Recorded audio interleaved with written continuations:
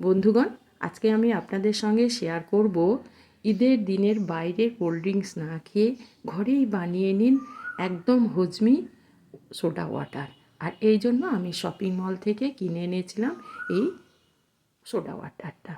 আর আমি একটা বাটি নিয়ে নিলাম। বাটির মধ্যে আমি প্রথমে দিয়ে দেব 4 থেকে 5 চামচ পাতি লেবুর রসকে আমি চিপে নিয়েছিলাম, দিয়ে ওটাকে দিয়ে দিলাম। ওটা দিয়ে দেওয়ার পর আমি এখানে দিয়ে দেব মোটামুটি 5 চামচ মতো চিনির পাউডার। চিনিটাকে আমি গুঁড়ো করে নিয়েছিলাম। আর দিয়ে দিলাম 3-4 চামচ জল। জলটাকে দিয়ে দেওয়ার পর এবার আমি এখানে দিয়ে দেব স্বাদ মতো বিট লবণ। এবার এটাকে আমি সিরাপ বানিয়ে নেব। একটা ঘন সিরাপ আমার এখানে হয়ে যাবে, যেহেতু চিনি আছে।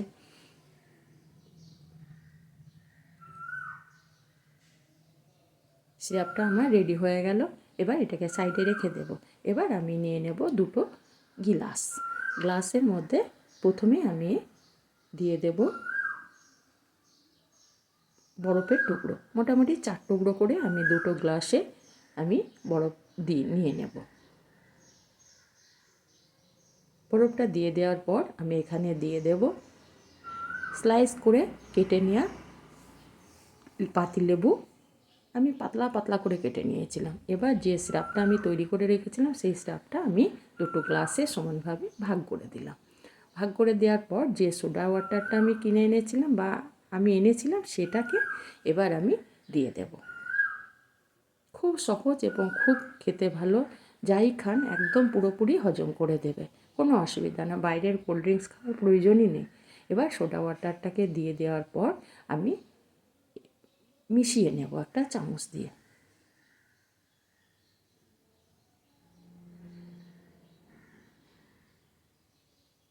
এবার এটাকে ফ্রিজে রেখে দেন বা এই ঠান্ডা ঠান্ডা কুলকুল এক গ্লাস পান করে নিন। যাই খাবেন ঈদের দিনে সমস্ত হজম হয়ে যাবে। বাই, আবারও দেখা হবে। একটা লাইক